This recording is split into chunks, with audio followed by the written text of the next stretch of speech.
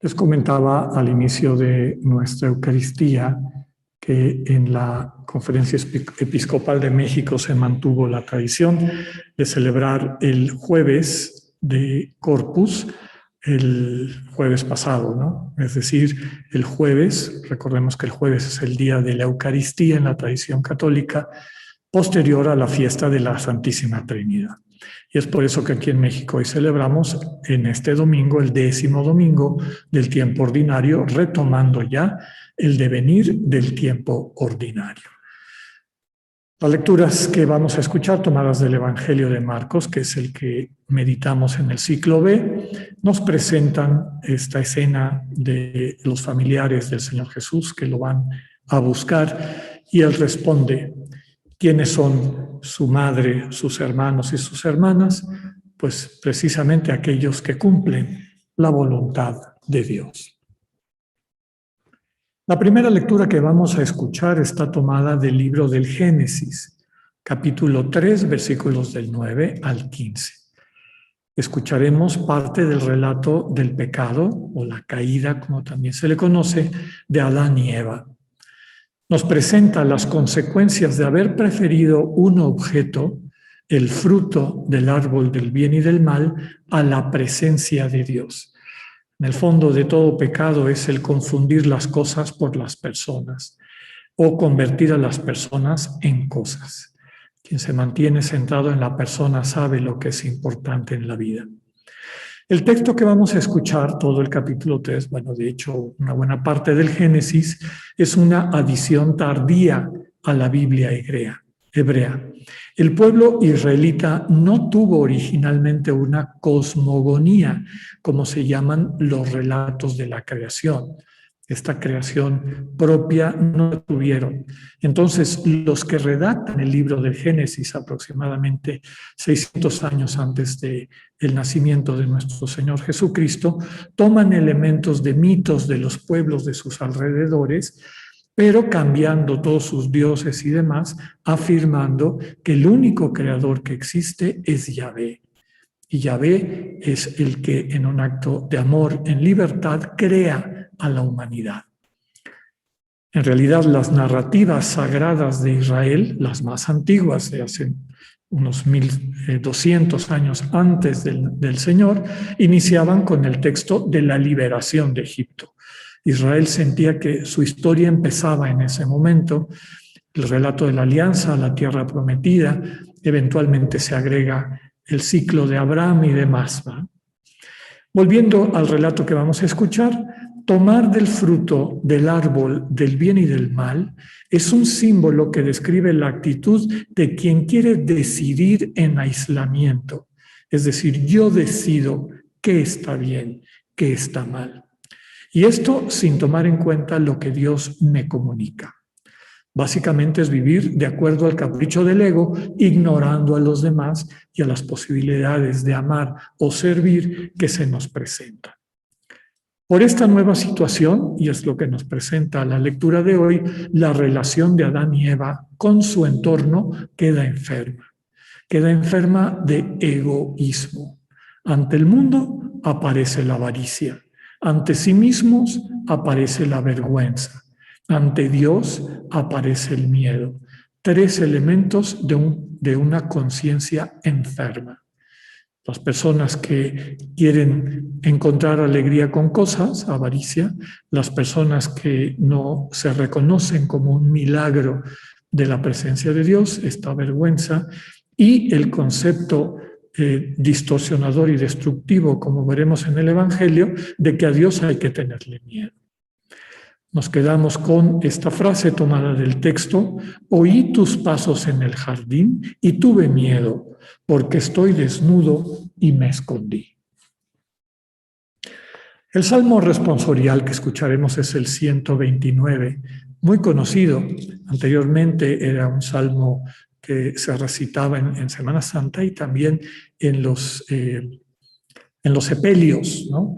Se le conoce como el De Profundis por sus 2 primeras palabras en latín, que se traduce como desde lo hondo a ti grito, desde lo hondo a ti suplico, Señor, etc. desde el hondo de mi pecado, de mi dolor. El salmista le pide a Dios que esté atento a su voz suplicante. Si bien reconoce su falta y ésta le duele profundamente, la mayoría del salmo es dedicada al amor misericordioso de Dios, que es lo que subraya. Por eso el alma del pecador arrepentido espera la palabra de perdón y reconciliación de Dios. La espera con más anhelo que el que siente el centinela nocturno por la llegada de la aurora. Dios nos salva, nos sana, que es lo mismo, por su misericordia. Él redimirá a su pueblo de todas sus iniquidades. La segunda lectura está tomada de la segunda carta del apóstol San Pablo a los Corintios. El capítulo 4 de esta carta es la parte central de toda la epístola. Inicia con una metáfora que presenta a los cristianos como vasijas de barro, que llevan dentro un tesoro que proviene de Dios. Ese tesoro claramente es la capacidad de amar como Dios ama, el núcleo de nuestra condición de ser imagen divina, lo que nos hace plenamente humanos, el poder amar en libertad dando vida. Eso es lo que llamamos el corazón o el corazón de carne, a diferencia del corazón de piedra propio de quien vive desde el egoísmo. Quien descubre este amor ha descubierto la vida eterna. Antes de descubrirlo, es natural que nos preocupe y entristezca lo efímero de la realidad que nos rodea, incluyendo nuestro cuerpo. Como vemos que todo pasa, todo va cambiando, quien descubre el amor básicamente descubre la vida eterna. Por lo tanto, la invitación fundamental es a morar, a vivir en ese amor. Tomado textualmente de la carta, aunque nuestro cuerpo se va desgastando, nuestro espíritu se renueva de día en día. El relato del Evangelio del día de hoy tiene dos perícopas, dos escenas mezcladas. Una escena donde está este conflicto de Jesús o dificultad de que entendieran a Jesús sus familiares, las personas de su entorno, y por otro lado, el conflicto que va creciendo con las autoridades religiosas de Israel.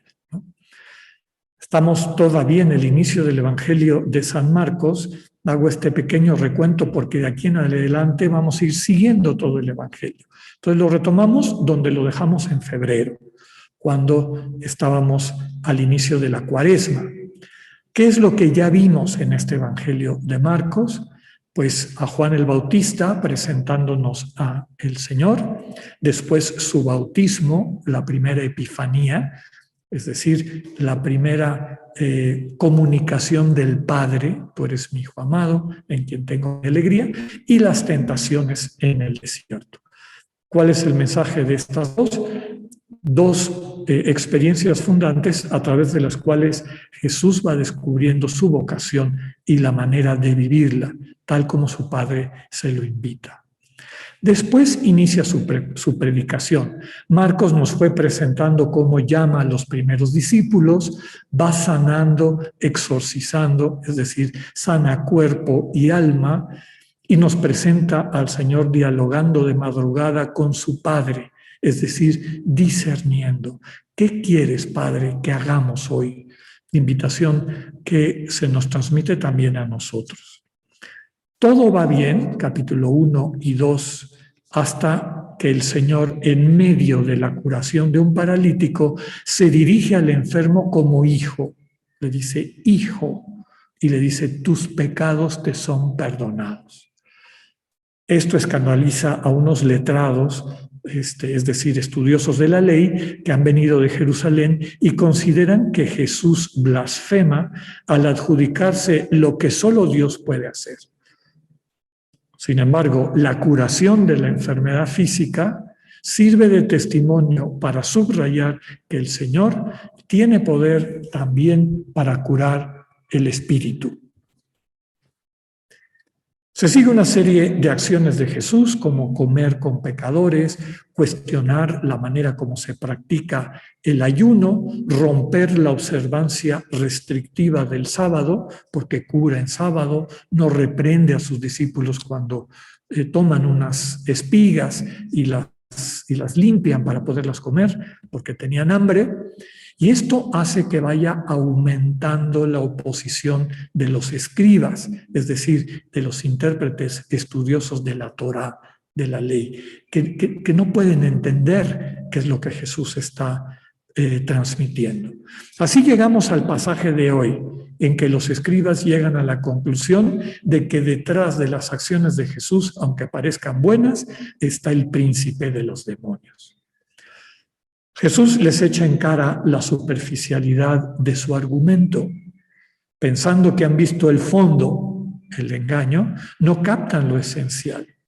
Que la muestra de que alguien vive en comunión con Dios no es la observancia externa de la ley, sino el amor solidario con el que ve a su prójimo. Por lo tanto, quien ama está cercano a Jesús y está cercano a Dios. Y la otra escena que está entretejida con esta es la de los familiares del Señor Jesús que llegan a buscarlo porque piensan que ya perdió la cabeza, que se ha vuelto loco. Les llegaron noticias a Nazaret de lo que estaba haciendo y lo van a buscar antes de que se meta en problemas, ¿no? Y viene esta expresión del Señor de que el que cumple la voluntad de Dios, ese es mi hermano, mi hermana y mi madre.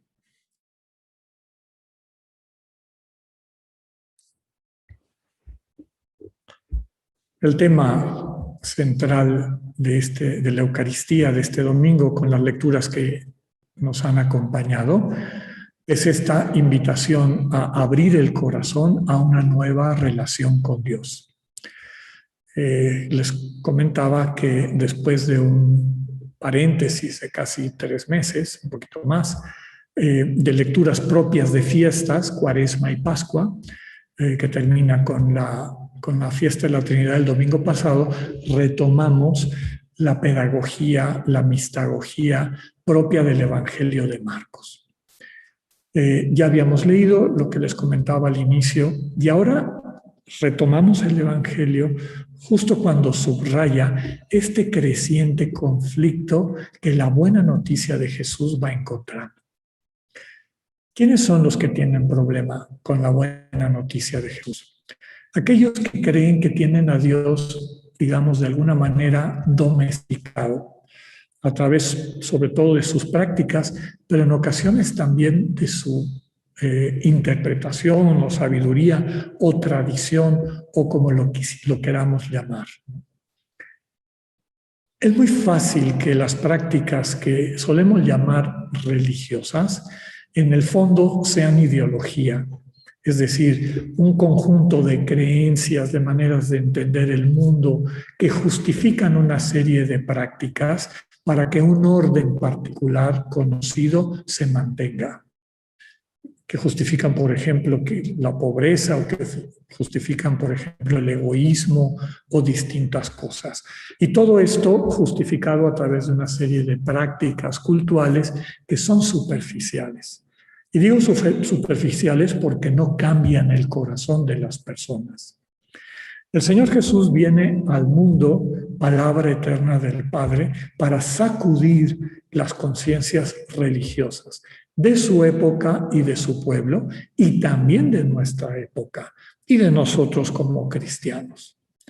Una verdadera religión sirve para religar, es decir, reunir a las personas con Dios en primer término y reconocer al Dios vivo y verdadero y no la infinidad de ídolos disfrazados de muchísimas cosas, pero que no transmiten, no son esta presencia del Dios vivo que comunica vida a través del amor. Entonces, el Señor Jesús viene para invitarnos a reencontrarnos con Dios, recuperar ese vínculo.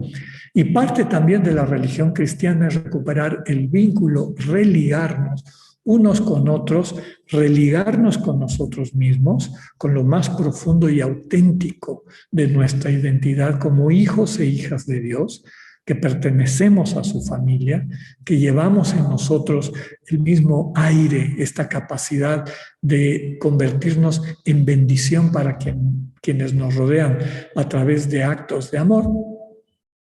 Y también recuperar la relación con nuestro entorno, con el mundo, que como nos recuerda Pablo en sus cartas, gime de dolor por la relación de pecado con la que el ser humano lo maltrata y lo destruye sistemáticamente. Entonces, las lecturas del día de hoy nos presentan en el relato del Génesis qué pasa, qué le pasa a Adán y Eva cuando se dejan engañar por la serpiente. Recordemos que el término hebreo Shatán quiere decir el acusador o el calumniador, que también podemos decir el mentiroso, que nos miente sobre nosotros, que nos miente sobre Dios, que nos miente sobre el entorno. En todo ese relato del diálogo con la serpiente, vemos como Adán y Eva, de haber vivido en un jardín donde todo era gratuito, todo era un vehículo del amor de Dios, donde Dios los visitaba todas las tardes para convivir con ellos en una relación de profunda intimidad y cariño, engañados, prefieren un objeto al cual Dios le había puesto un límite que no deberían de atravesar, al Dios mismo, sabiendo que arriesgaban su relación con Dios, porque Dios les había dicho, si comen de ese fruto, morirán. Prefirieron esa tentación, ese objeto, a la presencia amorosa de aquel que les había dado la vida. Y desde entonces ese se presenta como un paradigma, y lo es, de todo pecado. El pecado del egoísmo. Centrado en mi ego, me olvido de todo lo demás. Me olvido de un Dios que es amor y me invita a vivir así. Me olvido de mis hermanos y hermanas para quienes puedo hacer mucho bien y de quienes puedo recibir ese bien. Me olvido de mí mismo, de mí misma, y termino haciéndome daño, tomando decisiones destructivas, deshumanizantes. La lectura de la segunda carta de Pablo a los Corintios, esta vasija de barro en donde llevamos un tesoro, subraya la condición frágil del ser humano. ¿Cuál es nuestro tesoro? El amor. El amor, que es el fundamento de toda santidad. No hay otra santidad cristiana fuera del amor. El cristiano que vive centrado en el amor tiene eso como el valor más alto. Amor entendido como la manera discernida en diálogo con Dios de poder hacer el bien a los demás. Porque a veces hasta, entre comillas, por hacer el bien terminamos destruyendo porque no lo dialogamos con Dios, no discernimos. Por eso la importancia de tener momentos de silencio día con día para decirle, preguntarle al Señor, ¿cómo quieres que amemos hoy? Pablo subraya que llevamos este tesoro, esta capacidad de amar en vasijas de barro. Pero si nos mantenemos vinculados al amor de Dios, que va llenando constantemente nuestras vasijas de este tesoro, de esta capacidad de dar vida a los demás, aunque la vasija se vaya desbaratando por su condición frágil de barro, el contenido, y que básicamente es nuestra identidad en Cristo, en comunión de amor, se va consolidando hasta el momento en que entendemos que nuestra morada, estamos llamados a morar no meramente en una realidad espacio-temporal, sino en el corazón vivo de Dios en Cristo. Esa es nuestra morada, el abrazo eterno de la Trinidad que nos recibe y nos constituye como hijos e hijas suyos. Claro, si yo sigo una ideología pseudo-religiosa y me aferro a un Dios vengativo que cobra cuentas, que me está amenazando, etcétera, le cierro la única puerta que tiene Dios para salvarme, que es el amor. Y ese es el pecado contra el Espíritu Santo. El pecado contra el Espíritu Santo, que es fuente de amor, es dudar que Dios sea amor infinito y seguir aferrados a una visión mercantilista,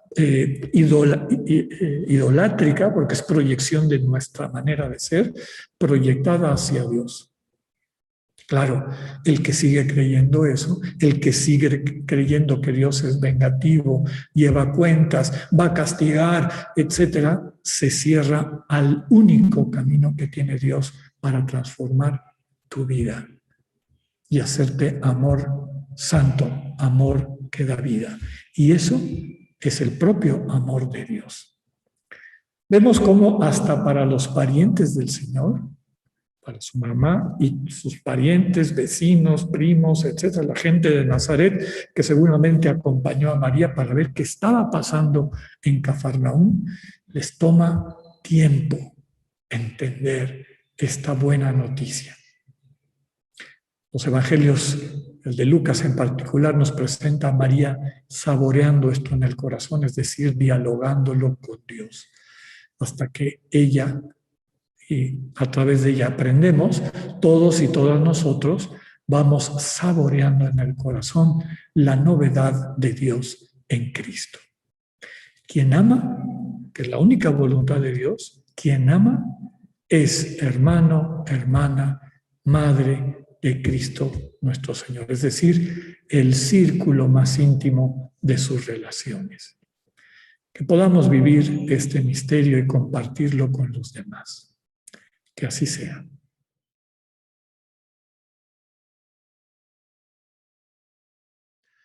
Que el Señor nos ilumine a lo largo de esta semana para ir transformando nuestra mirada en su mirada, hacer silencio de corazón para recibir el amor incondicional de Dios que nos transforma y nos capacita para hacer amor que da vida a los demás. Vamos a terminar, les dejamos con el canto que compuso nuestro compañero Cristóbal Fones para este año ignaciano, con el título de La herida, recordando la herida de San Ignacio que se transformó en un camino espiritual hacia la vida plena compartida. Que tengan una excelente semana, Dios con ustedes.